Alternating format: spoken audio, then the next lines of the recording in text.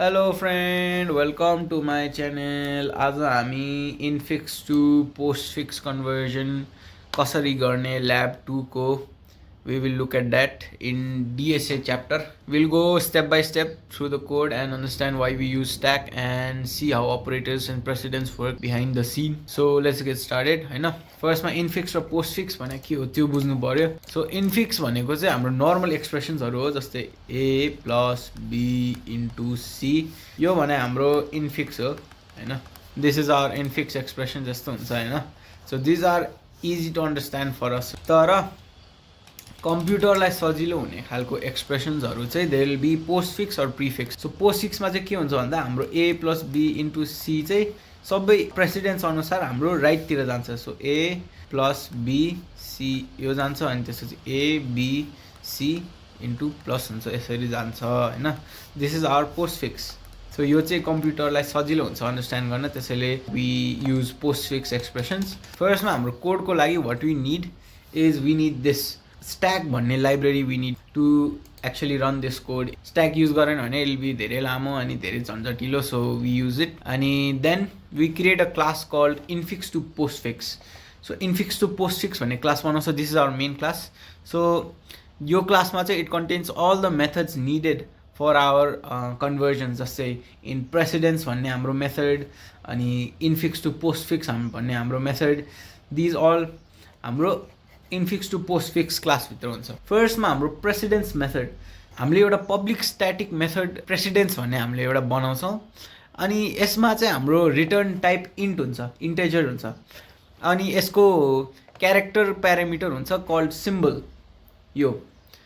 So यो मेथडको purpose चाहिँ हाम्रो सिम्बल्सहरुको प्रेसिडेन्स चेक गर्नको लागि हो. So inside this method we use a switch case statement return switch symbol भनेर हैन. अब केस 1 हाम्रो एक्सपोनेन्शियल छ. Exponentials have the highest precedence. So we return 3. यो भनेको रिटर्न हो है.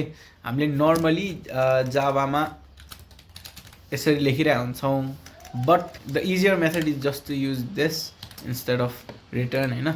इजियर भन्दा नि लाइक लेख्न छोटो.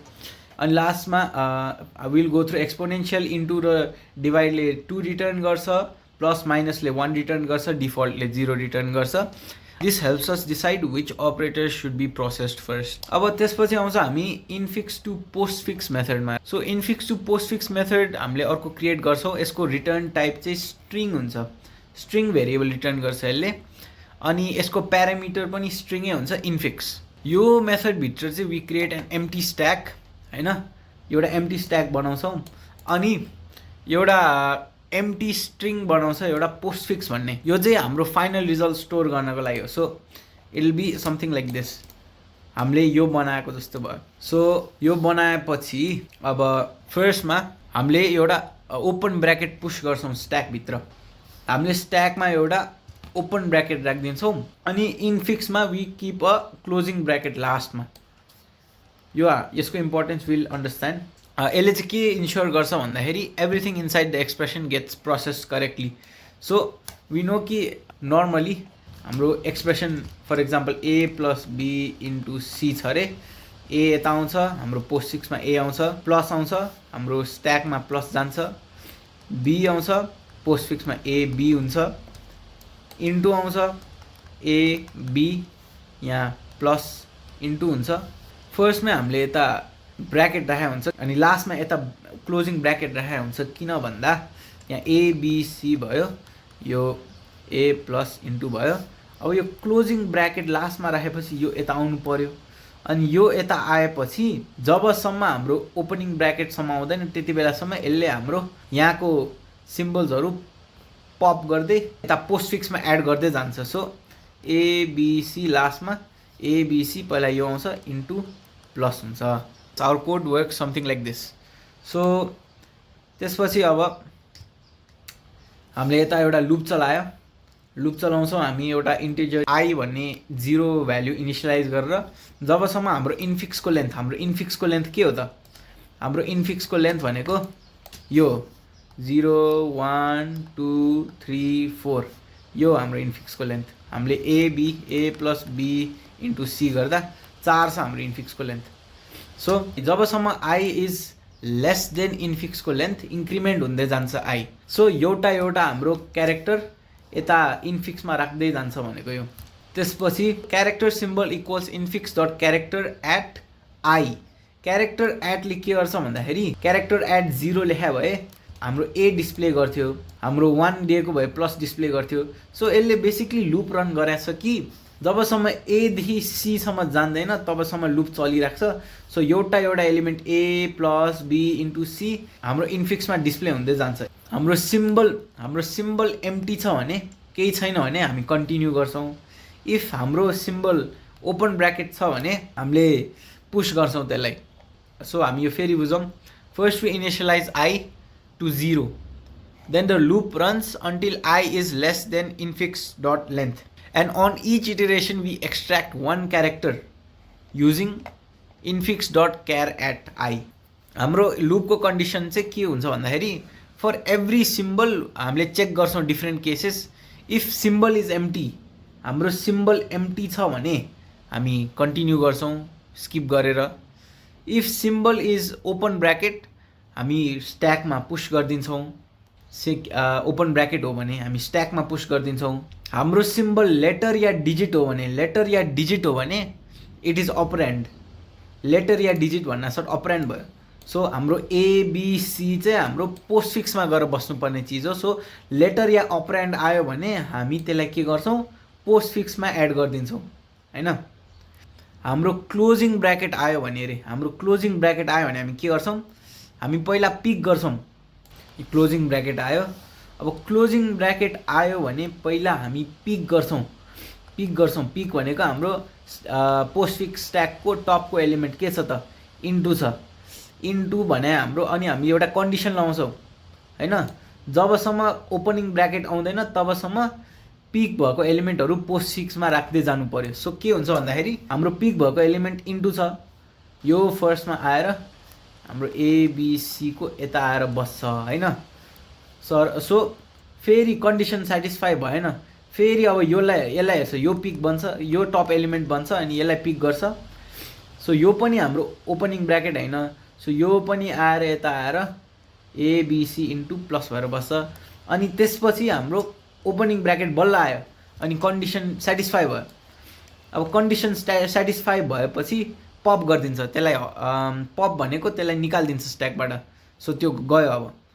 अनि त्यसपछि हाम्रो फेरि पप गरेर सकाइदिन्छ। अब अर्को इम्पोर्टेन्ट चिज भनेको हाम्रो सिम्बल अपरेटर हो भने चाहिँ while precedence of top of the stack element is greater than और equal to the current symbol. So के भन्न खोज्यो यो भन्दाखेरि, सो हाम्रो यस्तो आएको छ अरे हैन, A plus B into C into छ अरे हैन। फर्स्टमा ए आउँछ, हाम्रो पोस्टफिक्समा ए आयो, यता केही छैन हैन। त्यसपछि हाम्रो प्लस आउँछ, ए जस्ताको त्यस्तै भयो, यता प्लस आयो। बी आउँछ, ए बी भयो, यता जस्ताको त्यस्तै भयो। इन्टु आउँछ, ए बी भयो, प्लस अब यता इन्टु राख्नु पर्यो हैन। सो इन्टुको प्रेसिडेन्स प्लस भन्दा धेरै छ, त्यसैले यो यता बस्न मिल्छ है।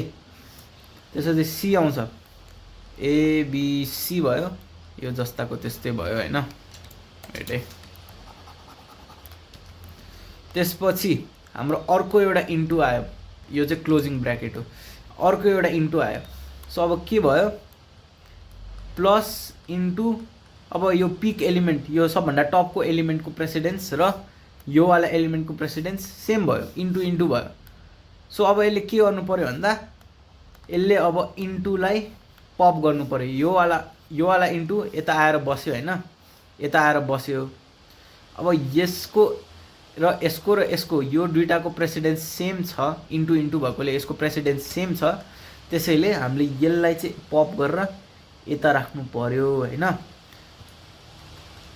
सो हाम्रो एक्सप्रेसन यस्तो हुन्छ। त्यसपछि फेरि अर्को इन्टु आयो।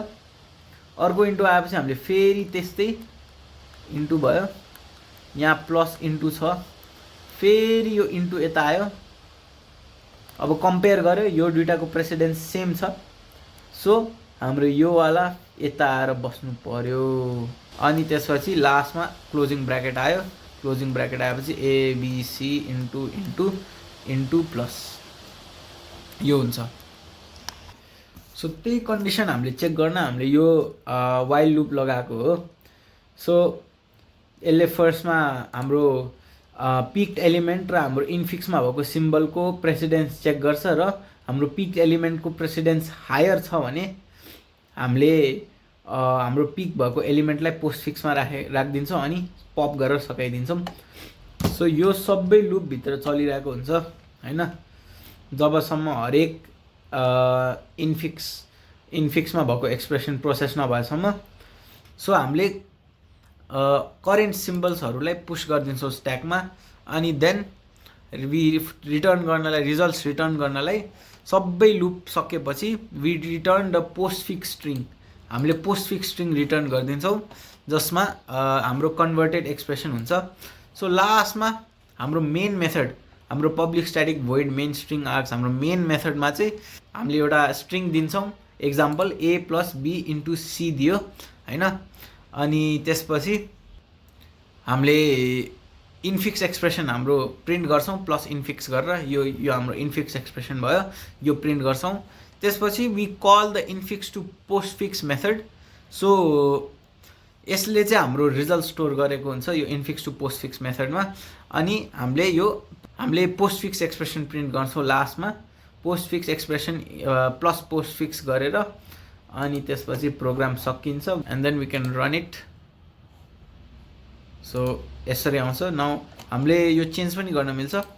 फर एक्जाम्पल अघिको एक्जाम्पल जस्तै हामीले इन्टु इन्टु दियो भने अनि हामीले रन गर्यो भने so our answer will be ABC into into into plus, just like here ABC into into into plus. Sorry for my bad handwriting, ABC into into into plus होइन, यो आउँछ answer टक्क लाएर यसरी। Thank you for watching, please subscribe, like my video guys, please subscribe, bye bye।